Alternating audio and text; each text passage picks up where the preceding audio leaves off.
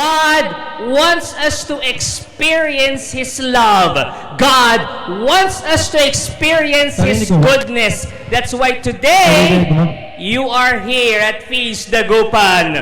You are in our new home, Robinson's Cinema 3. And you see, most of you here perhaps pumunta dito broken. Yung iba, broken-hearted. Yung iba, broke. Alis po muna tayo. Puro broke. But here's the thing. Ask me what? Mas malakas. Tawag mo na. Sige. God wants you to experience His love and goodness. Why? Ask me why. Because He loves you so much. Welcome to Feast Dagupan!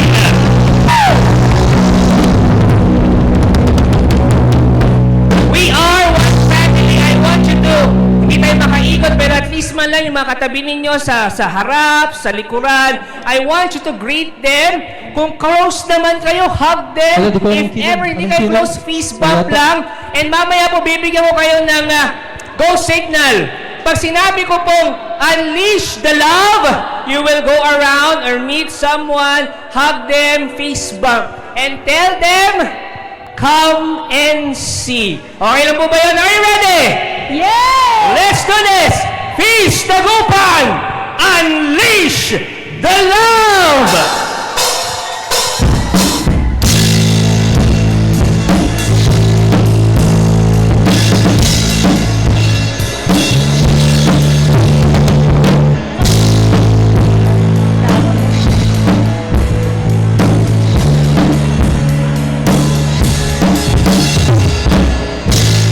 Gawing langit ang Gawing mundo. langit ang mundo, makakaya natin to. Sa simula ikaw at ako, tapos na hanggang maging lahat na tayo. Okay kang masdan, sa panahon na bumotongan at nahihirapan, meron kang matutulungan. Isa pa! Gawing langit ang mundo, makakaya natin to. Ikaw at ako, hanggang maging lahat na tayo. O kaya na masdan, sa bawat taong nagpuno at nahihirapan, meron kang matutulungan. Gawing langit ang mundo. Let's get the right attack again!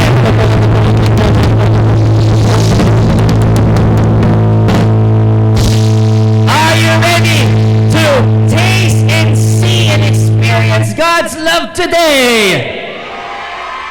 If you're ready, friends, let's pray our favorite prayer at the feast. If you have your novena to God's love, the list of your dreams, you can bring it out. And every Sunday, we will pray for that. Kung wala naman, it's okay. Just lift up your hands, raise your hands. All your dreams, all your prayers. Are you ready? Let's pray our favorite prayer, the feast. In the name of the Father, and of the Son, the Holy Spirit. Amen. All together we pray. Today, I receive all of God's love for me. Today, I open myself to the unbounded, limitless, overflowing abundance of God's universe. Today, I open myself to God's blessings, healing, and miracles. Today, I open myself to God's Word, so I become more like Jesus every day. Today, I proclaim that I am God's beloved. I am God's servant. Sigaw mo! I am God's powerful champion. And because I am blessed, I am blessing the world. In Jesus' name, amen and amen. Friends, this is the Word of God that tells you, I am good and I love you so much. Come and experience my love. We honor the Word, Feast Dagupan. We sing.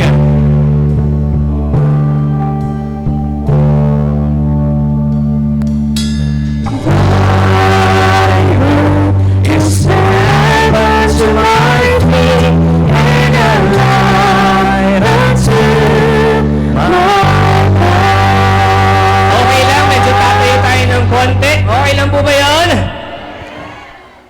Review tayo ng konti. Last 2 weeks, ano po ang one big powerful message natin? Nag-review. The Father sees you, wherein pinag-usapan natin ang fasting, praying, and giving. Brothers and sisters, we are still on our current series entitled The Good Life. Sabihin mo nga, The Good Life. Ang pinag-uusapan natin in this series is the Sermon on the Mount. Ang Sermon on the Mount, yan ang pinakamatindi, pinakamabigat, pinakamagandang preaching ni Jesus. Kaya basahin nyo yan, the Sermon on the Mount. Yan pong pinag-uusapan natin in this series. Talk 7 is entitled The Prayer of the Revolution. Sabihin nyo nga, Revolution. Sino sa inyo ang familiar dito? Next slide. Oh, yung mga tumawa, alam ko na ang mga edad ninyo. Anong tawag dyan? Dance Revolution. O, diba? Ano nga ba ang revolution? Ang akala natin sa salitang revolution, gera. Pero yung gera is revolt. Revolution means pagbabago. Change. Tingnan ng katabi, under revolution ba yan? O nagre-revolution ang tiyan? rinig mo. Brother Bars, ano yung prayer of the revolution? Tanong nyo kung ano? Pakinggan nyo to. The Lord's Prayer. Our Father. Now, sinabi ni Jesus yung Lord's Prayer saan? Sa Sermon on the Mount. Doon niya itinuro yung Lord's Prayer. Tinuro niya kung paano tayo magdasal. Now, I want you to focus at the Sermon on the Mount. Kung babasahin niyo yung Gospel, yung Sermon on the Mount, it is within 3 chapters. Ilan ulit? Kaya kapag binasa niyo yan, it feels like parang compilation lang to ng mga random advice ni Jesus. Pero hindi. Sabihin niyo, hindi. Kung gagamitin natin yung ancient eyeglasses natin, makikita ninyo na ang ganda ng pagkakasulat ng Sermon on the Mount. Ulitin ko, ito yung pinakamagandang preaching ni Jesus. So, ang ganda ng pagkakagawa ng Sermon on the Mount. Nakakabilib. Sabihin nyo nga, nakakabilib. Sabihin nyo nga, nakaka-amaze. Nakakabilib, nakaka-amaze kung paano ito isinulat ni Jesus. Kasi po, nung ancient times, yung mga author, they use a literary tool na kung titingnan ninyo, yung pinaka-importante, okay, pakinggan nyo to, yung pinaka-importanteng mensahe nila, nasa gitna. Ganon sila magsulat dati. At itong Sermon of the Mount, kung titingnan nyo yung Sermon of the Mount, meron siyang 3 main sections. Ilan ulit? At doon sa middle section, sa gitna ng section na yon, meron ulit 3 parts. Ilan ulit?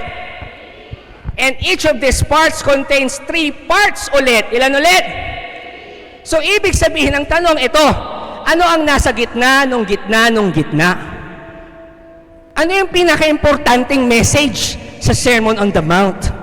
Kasi yun yung gustong tumbukin ng Sermon on the Mount, yung pinaka-importanting message. Tanong nyo kung ano? The Lord's Prayer. Our Father.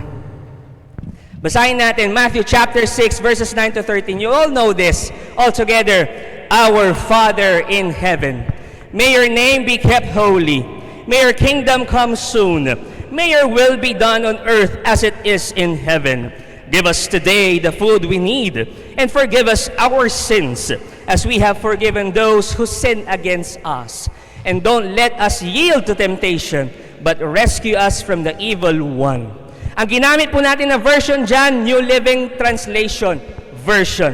Pero gusto kong pansinin nyo yung intro. Ang simula ng phrase, ano? Our Father. Tanong, ano ang tawag mo sa tatay mo? Sino sa inyo ang tawag niya sa tatay niya, tatay o tay, taas ang kamay? Sino ang tawag niya sa tatay niya, father niya, dad o daddy? Papa, meron? Papsi o paps? Dada? Amang? O yung iba daw, imang. Imang. Ako po, ang tawag ko po sa aking father ay Papa. And I am blessed to to say this endearment also yung tatay and amang. Kasi po yung mga lolo ko, yun po ang tawag ko. Tatay and amang. Mother side and father side respectively. Meron tayong term of endearment sa tatay natin. Tama? Hindi natin tinatawag yung tatay natin na, "Uy, father, pahinging baon." Pansin, am I making sense here? Hindi natin sinasabi, "Ay, father, pahinging baon. Father, sunduin mo." Hindi, di ba? Meron tayong term of endearment sa kanya. Kumbaga, ang tawag natin tay, dad, papa, pops. Kumbaga, mas personal. May lambing. Now listen to this. Huwag niyong palagpasin to. Pakinggan niyo to. Kapag tinignan niyo yung Lord's Prayer, ang umpisa ni Jesus, "Our Father who art in heaven." And sa salitang Aramaic, yung original na lingwaheng ginamit ni Jesus, mas accurate ang translation na Abba. Sabihin nyo nga, Abba. Ibig sabihin ng Abba, hindi lang Father, tatay, dad, daddy, papa, amang. Mas personal, mas may lambing. Brother Bas, ano naman ang meron doon? Tanong nyo kung ano. Ito po para mas maintindihan natin. Yung mga Hudyo po noon, the Jews, ang tawag nila sa Diyos, Father. Yung iba, Adonai. Yung iba, Lord. Pag ganun kasi pansin nyo, parang malayo. Tama ba? Pero sabi ni Jesus, hindi. Tawagin natin siyang tatay. Tawagin natin siyang papa, amang, daddy. Kasi gusto ng Diyos mas personal. Now, bakit importante ito? Tanong niyo kung bakit.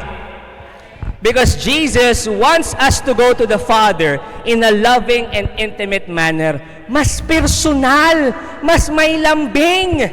Parang tatay, dad, papsi, dada. At di ba kapag may lambing, nakakahingi ka? Tama ba? Pag may lambing, naalala ko dati, yung may papabili ako sa tatay ko, sabi ko sa kanya, "Pa, Pa, bilang mo nga akong ice cream." Di ba gano'n minsan, "Papa," nasusundan niyo ako? May lambing. At dahil nilambing ko siya, binigay niya yung gusto ko. Now listen to this. Pakinggan niyo to Sinasabi ni Jesus, tawagin mo ang Ama natin sa langit ng tatay, ng ng papa. Kasi gusto niyang iparamdam sa'yo na close kayo, na pwede kang maglambing sa Kanya. Because He loves and cares for His children. Today, let's come to our Father, Tatay, Papa, Popsi, Amang, and let Him answer all our prayers. We pray, Papa, Abba, thank you for blessing us. Thank you for the gift of today. Thank you for this life. Thank you for letting us know that we are close. Thank you. Let me love you more starting today. In Jesus' name we pray. Amen. We sing to the word.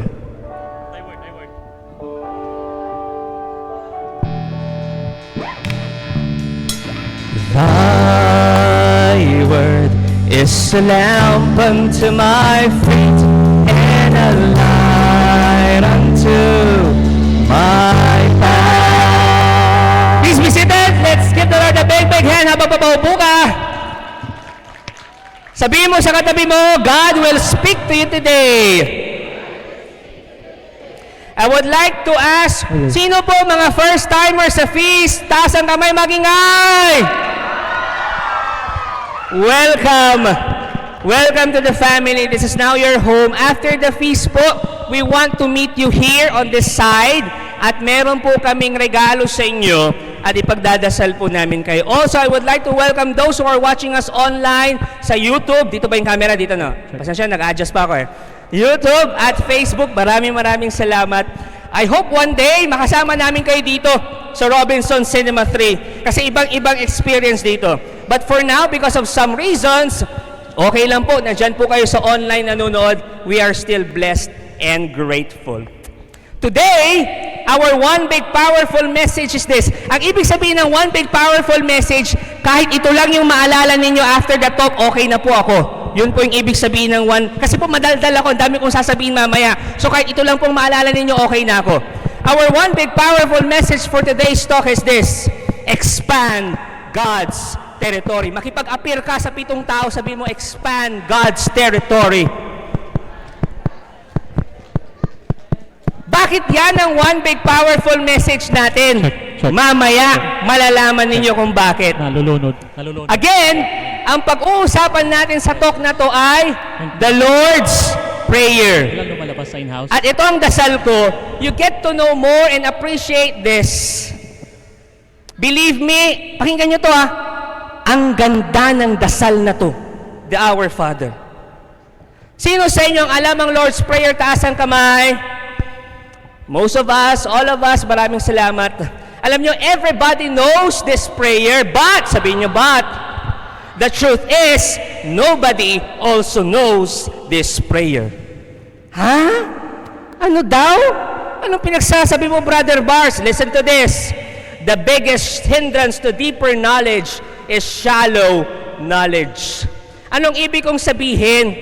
Kapag masyado na kasi tayong pamilyar sa isang bagay, hindi na natin na-appreciate. Natitake for granted na natin. Yung akala natin, alam na natin lahat. Our Father, alam ko na yan. Our Father, alam ko na yan. Pero kung titignan ninyo, maganda ang Our Father. Parang ganito, para mas maintindihan natin.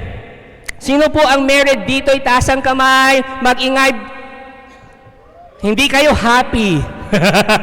Again, all happily married, raise your hands, mag-ingay. Parang ganito, sa mag-asawa. Me and my wife, Jubel, are married for 6 years. Okay? Grasya ng Diyos lahat ng yon. And now, pwede ko nang sabihin na, kilala ko na si Jubel.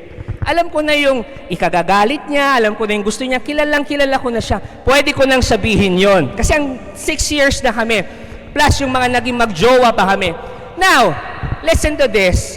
If I want our marriage to grow deeper, dapat ang sasabihin ko, hindi ko pa siya kilala. Kasi gusto ko pang may ma-discover sa kanya. May making sense? Kasi pag kilala mo na siya, okay, matitake for granted mo na siya. Diba? And aminin nyo, mga mag-asawa dito, there are times, lalo na pag magkaaway kayo, sasabihin mo, hindi kita kilala. Parang hindi ikaw yung pinakasalan ko. Mga ganon. Diba? Because the truth is, hindi pa natin ganun kilala yung mga asawa natin. At okay lang yon para may mystery, ma-excite ka pa. Kaya nga ang marriage is a lifelong commitment. Kilalanin nyo ang bawat isa. Kasi may madidiscover pa kayo sa bawat isa. Now, listen to this. Huwag niyong palagpasin to. Ganon din ang Our Father, ang Lord's Prayer. That's why, ang goal namin today is this. We look at the Lord's Prayer na first time natin siyang maririnig at marami tayong malalaman tungkol dito. And we will appreciate more this prayer. Bakit natin kailangan pag-usapan ng Lord's Prayer? Tanong niyo akong bakit? Kasi po, at the very heart, the very center of the Sermon of the Mount is the Lord's Prayer. At kung titignan nyo ang buhay ni Jesus, it's actually the summary of who Jesus is and why He came here on earth. Why He did what He has to do. Kung bakit niya kailangan gawin yon, kung bakit kailangan niyang mabuhay muli. Andyan lahat ang sagot sa Lord's Prayer. At hihimayin natin yan ngayong araw. Bakit? Alam niyo kung bakit? Knock, knock! Come back to me! Come back to me, buk ang puso. Wala ka nang magagawa kundi sundin ito.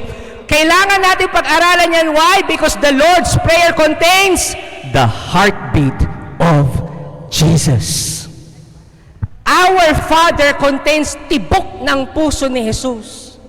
Bakit kailangan natin pagtuunan ng pansin yan? Aminin natin, halos lahat ng dasal natin ay tungkol sa sarili natin. Tama?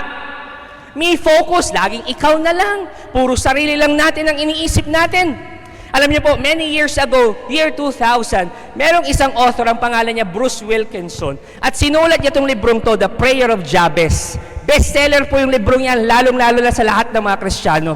Now, tungkol saan yung librong yan? Ito po, tungkol sa 1 Chronicles chapter 4 verse 10. At ano yon? The Prayer of Jabez. Ano yung prayer na yon? Ito, basahin natin.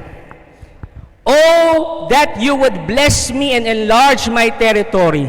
Let your hand be with me and keep me from harm so that I will be free from pain. And God granted his request. Mabilis at konting context lang ha. Nung pinagdadasal ni Jabez yan, yung prayer na yan, hindi maganda yung sitwasyon niya. Ang pangit ng sitwasyon niya. Punong-puno ng sufferings. Knock-knock. Icon. Icon ng mangarap. Ay ko nang lumingin, ay ko nang malalamin, nasasaktan ng damdamin. Si Jabez that time nasasaktan, kaya yan ang pinagdasal niya. And then he prayed that prayer. Gusto niyong mangyari yan sa buhay niyo, yung masagot ang mga dasal ninyo? Gusto niyo? Sa mga gusto, taas ang kamay, sabihin niyo, oh naman. Okay din yun. Pero pansinin niyo yung prayer na yan.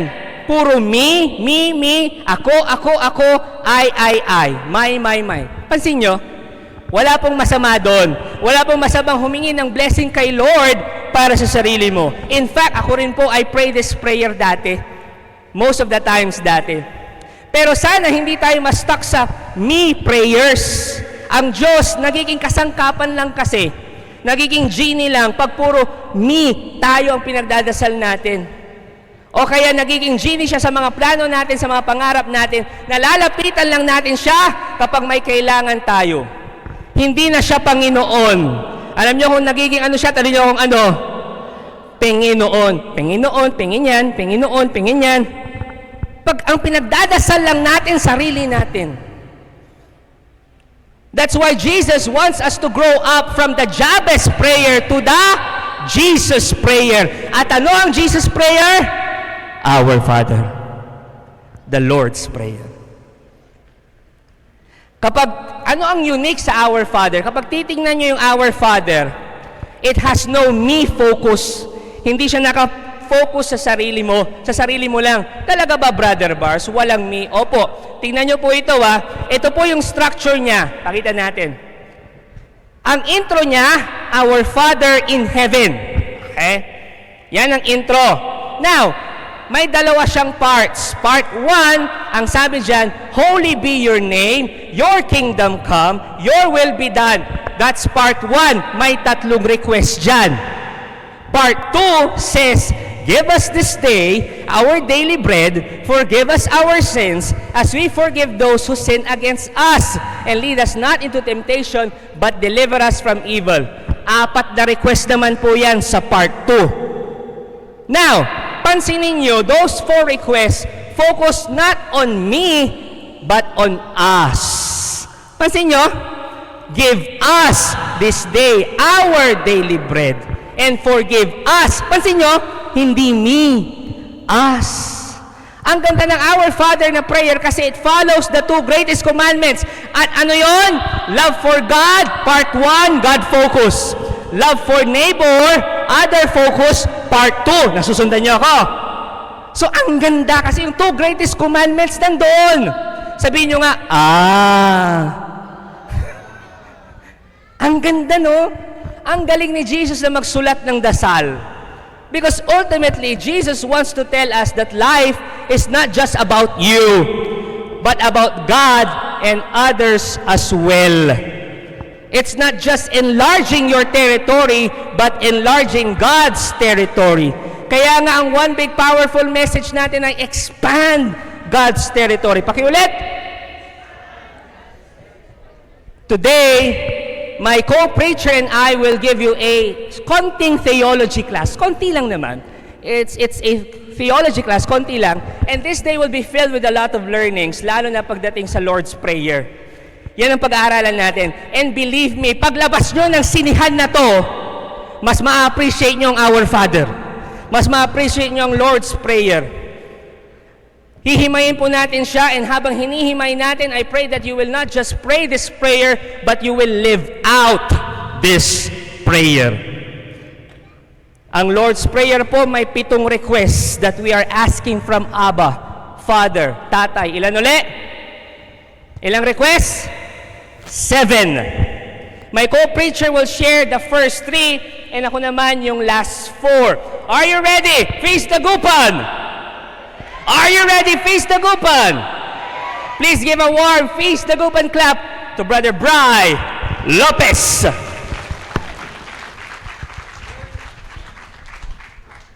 Good morning, Face the Gupan. Thank you, Lord. Alam mo kung galing si Father Paul? Pakinabi lang sa atin mo kung ano ang tulog ha. Kasi ayaw ko pag mismo ng mga lessons na pag-aaral natin ngayon. So, can I get a hi, Brother Brian, again from you? So, it feels so great to be here. So,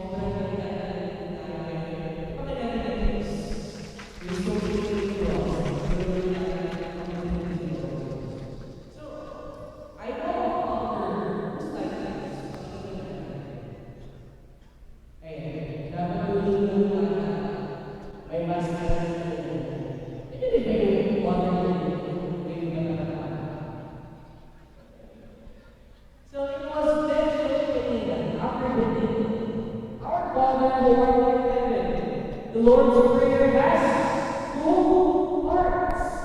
And now we are today on the first part. And the first part has 3 requests, which are all focused on God. Alam niyo mga bata, hindi ko rin talaga namin yung Lord's Prayer. And not just holy morning.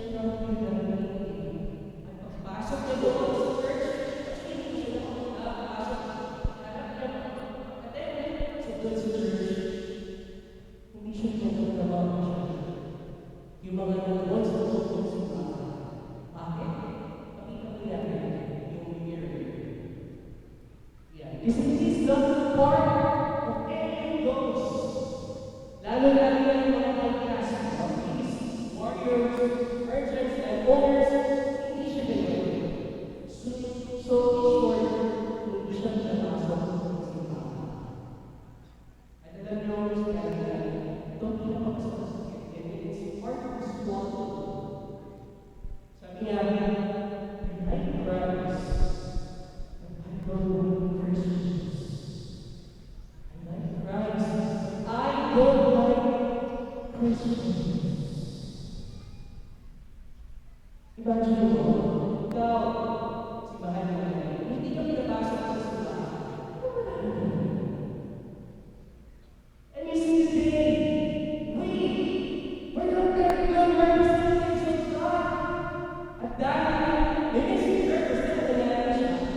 we are not aware that we are violating the third commandment. What is the third commandment? So let's get to that. Exodus chapter 20, verse 7. You shall not take the name of the Lord your God. Human ones ng Diyos at dapat doon ang kanyang pangalan. And I realized na talaga naman yung tungkulin na binigay sa akin. And so, ang plans natin yung holy be your name. We're praying that we can restore God's name. We pray that we represent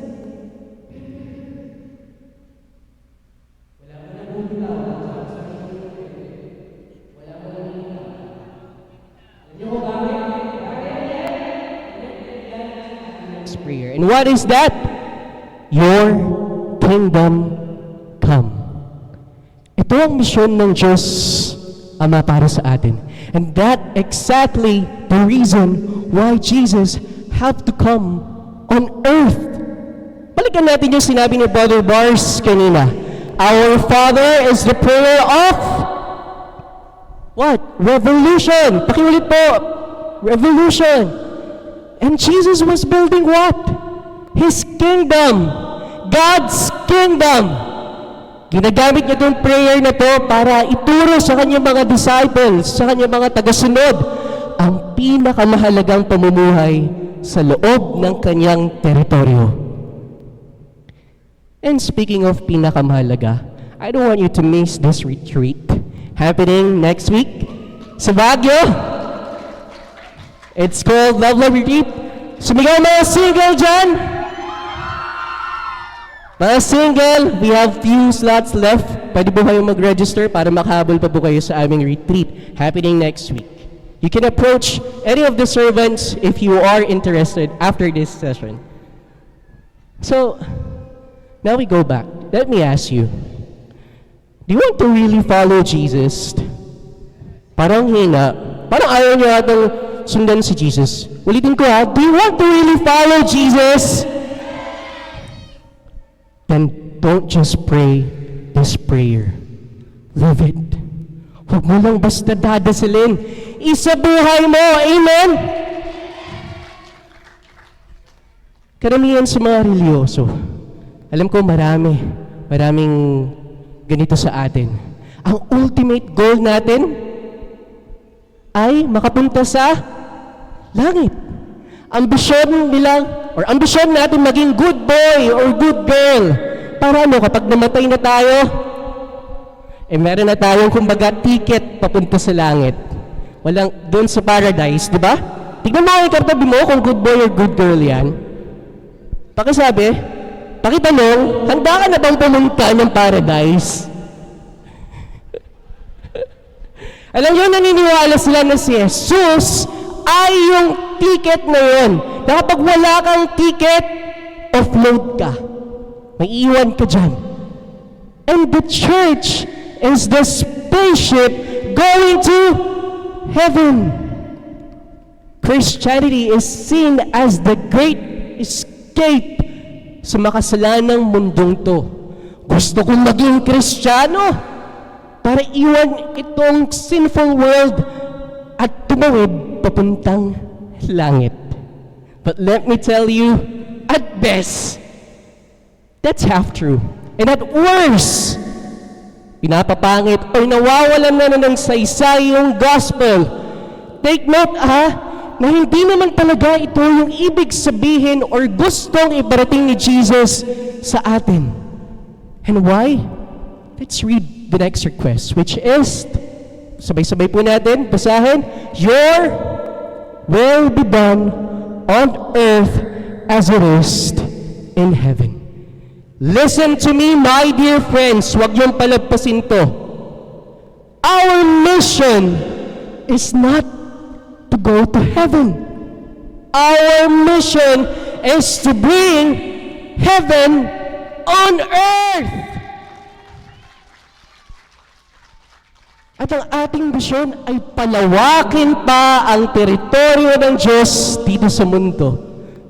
And Christianity, ulitin ko lang yung sinabi ko kanina ha, or let me rephrase that one right now.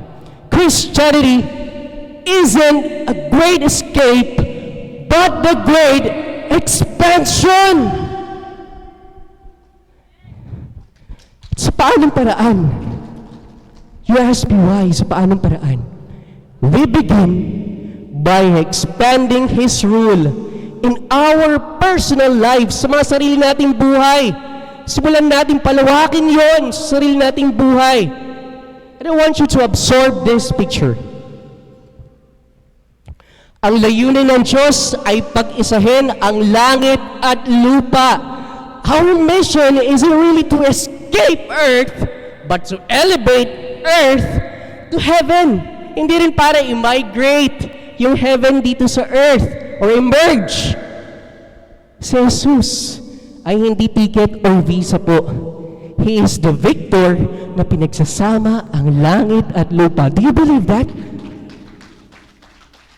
So our prayer, your kingdom come, your will be done, is that for that middle part, that territory on planet that is under the rule of Jesus is to grow bigger, and bigger.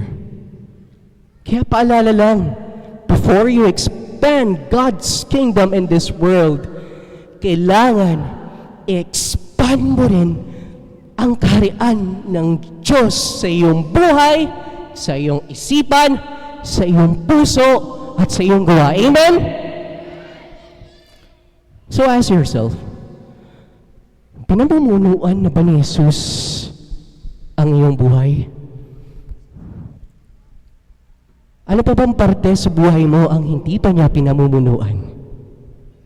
Or saan-saan pa ba yung mga hindi mo ginagawa ang kanyang kalooban? And this is a very relatable question. I want to ask you now, do you think that this country is already ruled by Jesus? Tingin ba ninyo na itong bansang to pinamumunuan na ni Kristo? No. Do you think He's happy seeing people suffer or die because of corruption and injustice? Definitely not. How many of you want the next generation? Ilan sa inyo? Taas ang mga kamay. For the next generation to come, to experience all these bad things we are experiencing right now. Wala, di ba? So my friends, we really need to step up now. Makinig kayo. We need to stand and start expanding God's territory so that this country, all of us, and even the next generations to come may experience the glimpse of heaven here on earth. Whether you... Sige, palapakan po natin si Lord. But whether you are wearing the wrong pair of shoes, pakita po natin. Ayan. That was just me a few weeks ago. Lumabas ako ng opisina na ganyan. Pauwi na. So whether you are wearing the wrong pair of shoes, listen to this. Huwag kang mahihiya o matatakot kung sa iyong paglalakbay, dala-dala mo si Kristo. Dala-dala mo ang kaharian ng Diyos. Amen? Gusto ng Diyos na palawakin mo ang teritoryo niya dito. So let's expand God's territory. Okay ba yun? That ends my part. Please welcome again, Brother Bars Lumibaw. Let's give a big hand to Bri. Thank you, bro. Sabihin mo sa katabi mo, expand God's territory. We are jam-packed today. Praise God. Thank you po sa inyo. We'll try to, kumbaga, solusyonan pa yung iba. But again, thank you for staying kahit naka-standing room only na tayo. Palapakan naman natin si Lord. Praise God. Thank you, Jesus. Pagpatuloy natin yung ating pinag-uusapan, again, ang pinag-uusapan natin, it's the Lord's Prayer. Yan po ang pinag-aaralan natin ngayon. Hinihimay-himay natin siya. Request number 4, part 2 na po tayo. Request number 4 is this: give us today our daily bread. Nag-usap-usap ang mga tinapay. At meron silang maganda at powerful na advice sa inyo, lalong-lalo na kapag may pinagdadaanan kayo. Pakita natin. Labans lang, di puding sumuko sa mamon ng buhay. Laban lang. Alam nyo yung give us today our daily bread, maraming magandang meaning ang request na to. Pero today, I want to share with you 3 important things tungkol sa request na ito. Ilan uli? Number 1 is this: God is concerned for your practical needs. Alam niyo po, some religious may interpret this line as prayer for Jesus as the bread of life, Eucharist, the Word of God, etc. Pwede naman, spiritual nourishment. Pwede naman yon. Tama naman po yon. And it's highly possible. Pero, sabihin niyo, pero nais kong maintindihan niyo that Jesus actually meant this prayer for a literal bread. Pagkain talaga ang tinutukoy niya. Paano ko alam? Tanong niyo kung paano. Kasi yung mga original na audience niya sa Sermon on the Mount, alam niyo kung sino? Tanong niyo kung sino? Mga anawims. Brother Bar, sino yung mga anawims? Ito po yung mga poorest of the poor. Mga isang kahig, isang tuka. Sila ang kausap ni Jesus nung Sermon on the Mount. Kaya, yung sinabi nito ay pagkain talaga, literal na bread ang sinasabi niya. Kasi sila walang makain.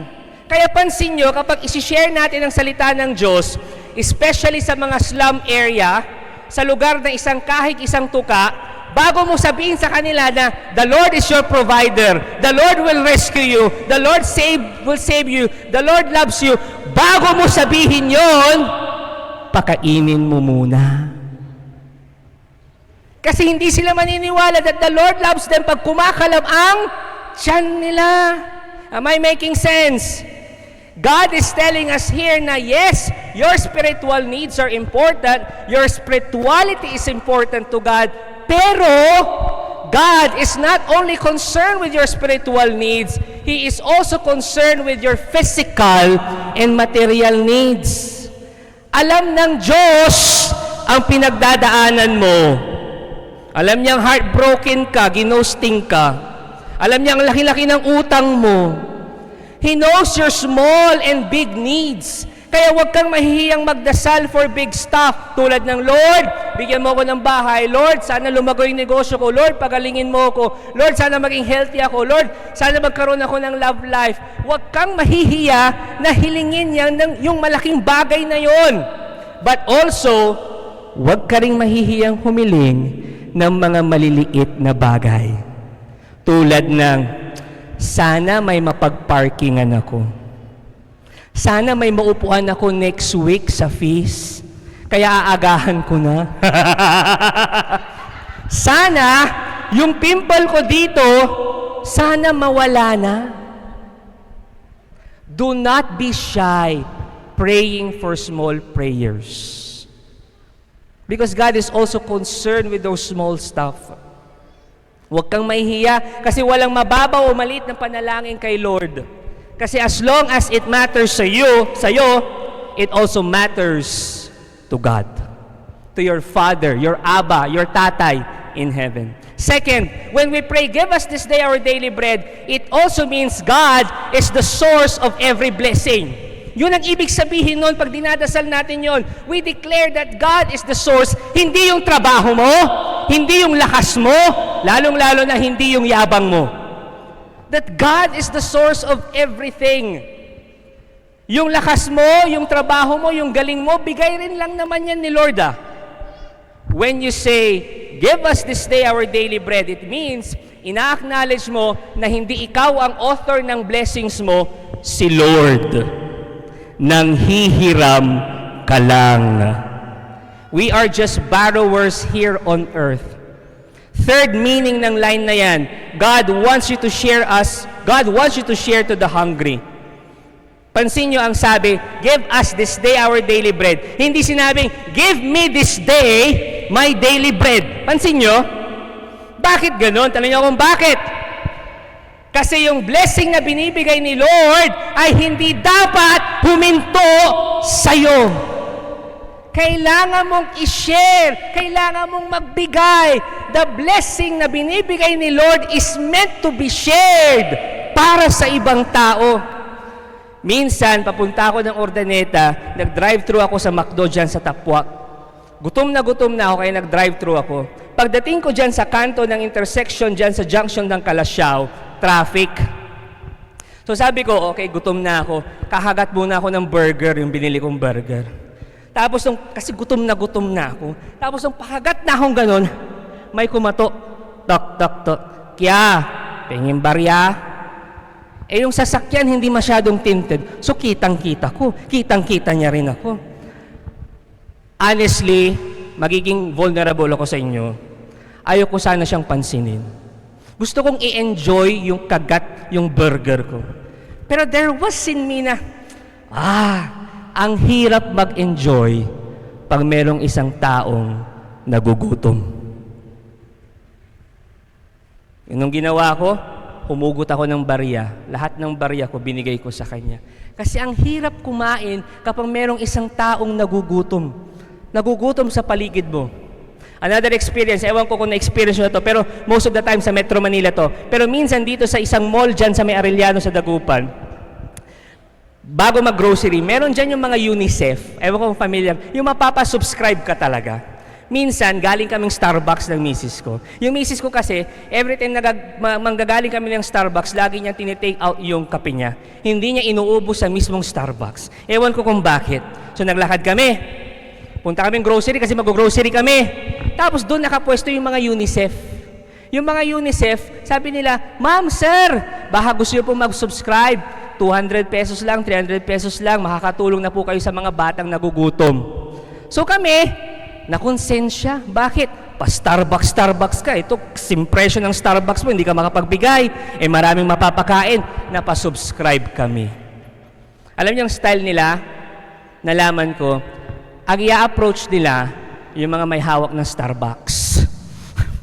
Kaya sa susunod, huwag nyo na i-take out yung Starbucks nyo. Kasi ang sasabihin nila, alam nyo po, yung presyo ng Starbucks nyo, madami nang mapapakain. Ganon sila.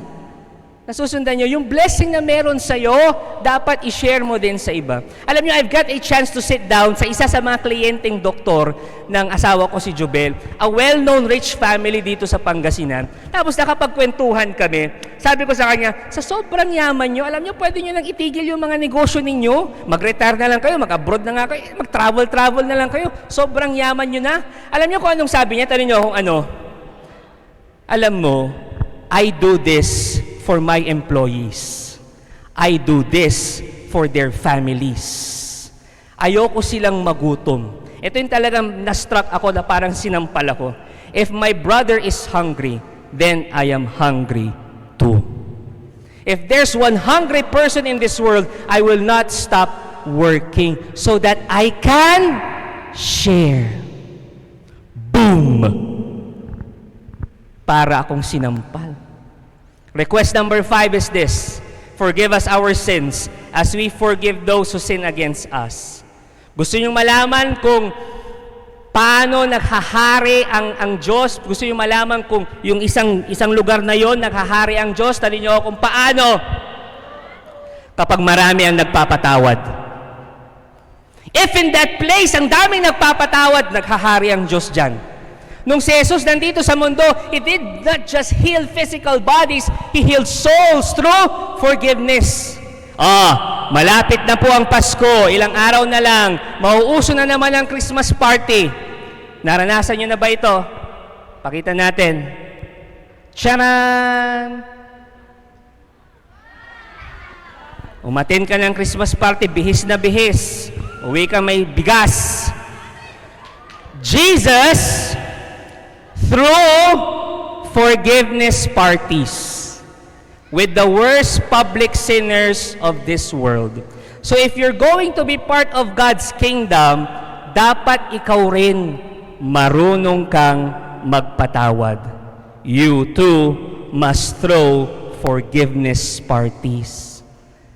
Alam niyo po, yung forgive us our sins, as we forgive those who sin against us, kung magpapatawad ka, kung mapagpatawad ka, this is a nice prayer, di ba? Pero, pag mapagtanim ka ng galit, pag lagi kang galit sa kaaway mo, kung mapagtanim ka ng sama ng loob, kabahan ka na. Kung mapaghiganti ka, kabahan ka na sa dasal na yan. This is a scary prayer. Bakit? Because kung titingnan mong mabuti, ang ipinagdadasal mo talaga, ito, pakita natin, Lord, don't forgive me if I don't forgive others. Yan talaga ang pinagdadasal mo. Kaya kung mapagtanim ka ng sama ng loob, kabahan ka na.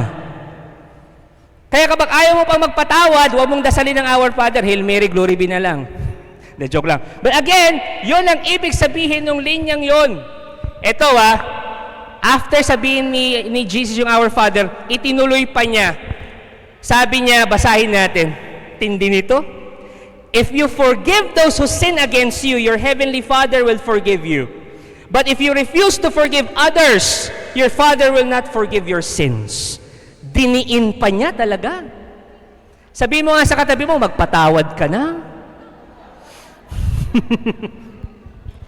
Patawad ka na. Now, kapag nagpatawad ka, allow me to remind you of these two things. Clarification lang po. Una, forgiveness is a process. Pangalawa, forgiveness and reconciliation are two different things.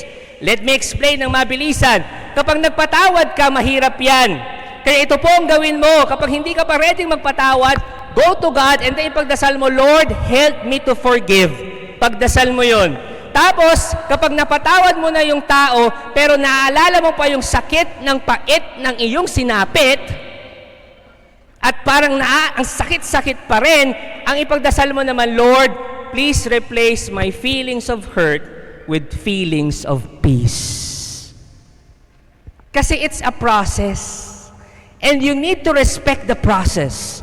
Magpapatawad ka, pero wag masyado mong madaliin. Pangalawa, tandaan po natin na forgiveness and reconciliation are two different things. Magkaiba po yun. Anong kaibahan nun? Forgiveness is a one-person decision.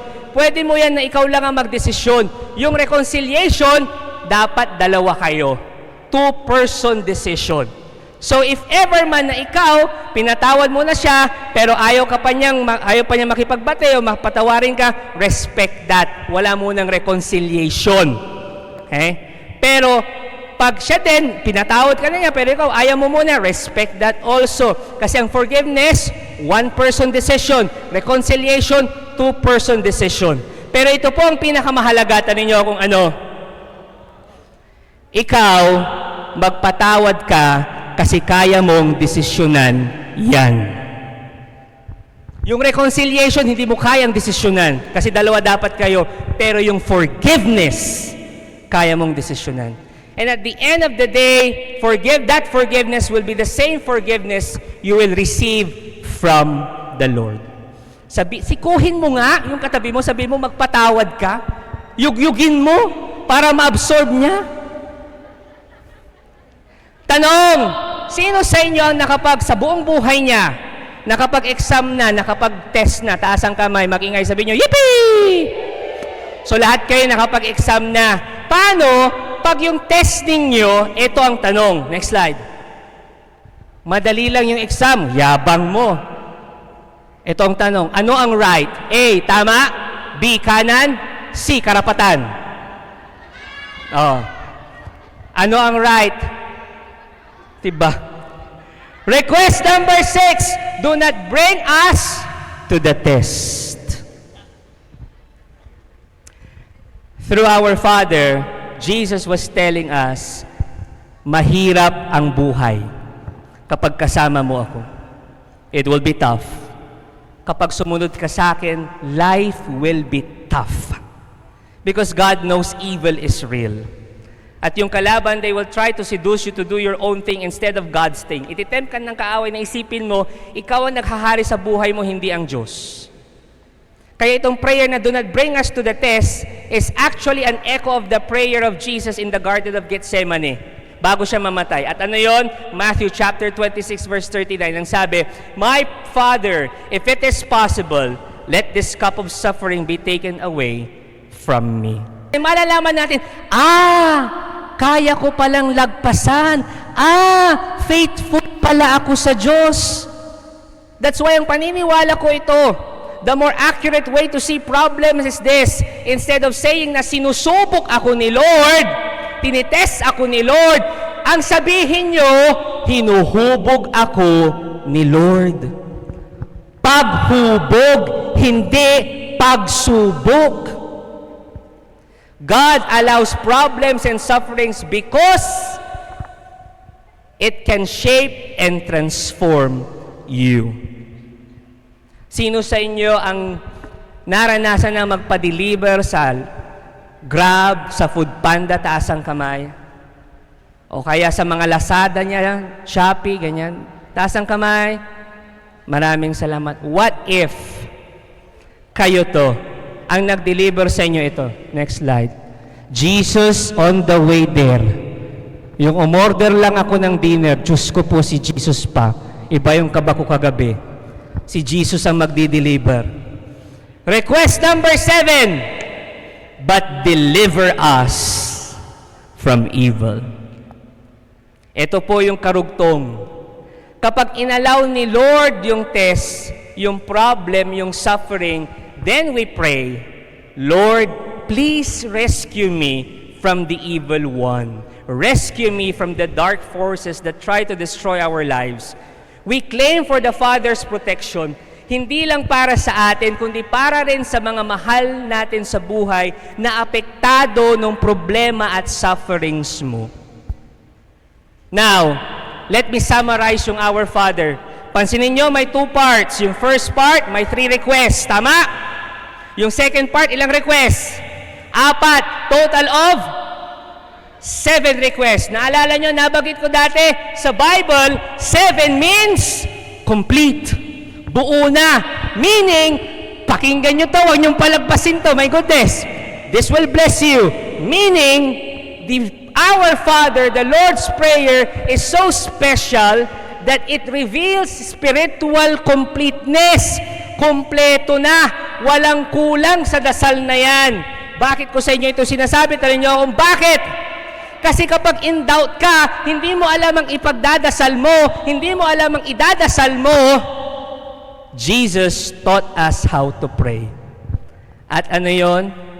Our Father. Kasi kompleto na. It's a complete prayer. Tayong mga Katoliko, lagi nating dinadasal yan. Because we are praying the same prayer Jesus prayed at the Garden of Gethsemane the night before mamatay siya. Yung karugtong nung sinabi ko kanina, Lord, take away this cup of suffering, yet, next slide, I want your will to be done, not mine. May I invite everyone to please stand. Sabihin mo ulit, expand God's territory. Bless so far. Nung panahon ni Jesus, yung mga disciples niya, naniniwala naman sila that Jesus is the Messiah. Alam niyo yung Messiah? Tanong niyo kung ano? Hindi, may longkot. Ang luma na ng joke na yan, my goodness. Ang Messiah, ang ibig sabihin, tagapagligtas. Christ, Savior, Messiah. Yung mga disciples niya naniniwala that Jesus is the Messiah. Yung mga disciples niya naniniwala Jesus is the Savior, which is true. Pero, sabihin niyo pero, na-misinterpret nila yon. The disciples thought na yes, si Jesus ang tagapagligtas, ang Messiah, pero ililigtas niya sila laban sa Rome. yung mga sumakop sa kanilang mga Romano. Yung gera ba, ganun ang imagination nila. Yung magkakagera, that's why yung mga ilang disciples niya, ready sa gera yan, ready sa labanan yan. Kasi akala nila ganun, yun ang tingin nila kay Jesus as the Savior. Isang military, political Savior. Pero hindi ganun. Sabihin nyo, hindi ganun. Jesus wants to save them, pero hindi sa mga Romano. Jesus, huwag niyong palagpasin to. Look me in the eye. Jesus wants to save them from sin. Jesus does not want revolt, gera. No. Jesus wants revolution. Pagbabago ng puso. Doon niya gustong iligtas ang tao. Today, our country needs a Messiah. Today, our country needs a Savior. Grabing nangyayari sa bansa natin ngayon. And believe me, Jesus is still the Messiah.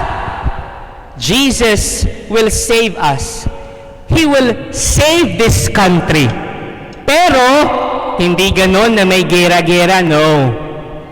Jesus will save this country because Jesus wants to save you from your sin.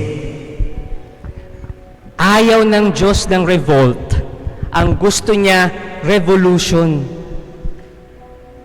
He will save us from our sins. Paano? Pagbabago ng ating puso. At pag nagbago ang ating puso, then, Jesus reigns sa buhay natin. Then, His kingdom is on earth. Then, heaven is on earth. Gawing langit ang mundo. Makakaya natin to. Paano natin pabababain ang langit dito? When we make Jesus the King sa buhay at puso natin. Then, this country will be saved. Imagine this, pag lahat tayo, ang hari ng puso natin si Jesus, malamang sa malamang, wala ng korap. Langit na ang mundo. Am I making sense here? May sense yung sinasabi ko? Jesus wants to save us from our sins.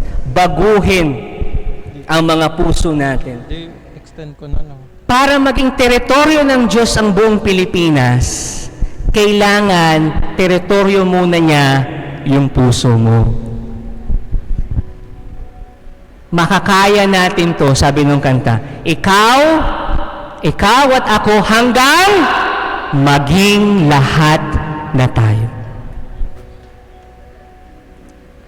Umpisahan natin by telling ourselves that Jesus is our King. Make our hearts, our lives, His kingdom. And then, gawin natin ito buong Cinema 3. Make this God's kingdom. And then, pag lumaki pa, make Robinson's God's kingdom. And then, buong Pangasinan, hanggang, malay nyo, buong Pilipinas, buong mundo. Expand God's territory. Kaya po merong the feast. Because we will journey together towards God's kingdom. And what is God's kingdom? It's not really a place. It's God there in your heart. Yung pamangkin ko, si Samantha, she is 4 years old. Tiyatanong ko siya, where is Jesus? Ang lagi niyang sagot, in my heart. So sana ganun din tayo. Kung may magtatanong, where is Jesus? Ang sagot natin, in our hearts. And all of us will be saved from sin, and this country will be saved. Let's pray for a revolution, pagbabago sa buhay natin. Tara na, magbago tayo with this prayer. We will pray Our Father, and let's pray this prayer before we come into worship.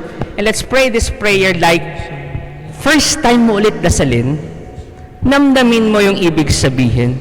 And as we pray this prayer, we pray for revolution. We pray for pagbabago ng puso natin. Bago natin baguhin ang bansa, baguhin muna natin ang puso natin. Unti-unti. And invite others also to join the feast para matulungan din natin sila. All together we pray, Our Father who art in heaven, hallowed be thy name. Thy kingdom come. Thy will be done on earth as it is in heaven.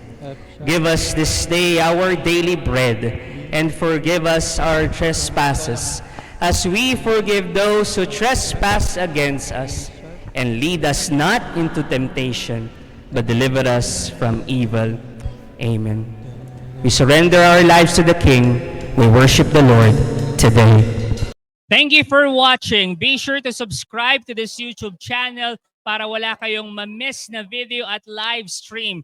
Please also share this video to your loved ones, families, and friends. And do not forget that you can join us here live sa Feast Dagupan. God bless you all more. Mama Mary loves you.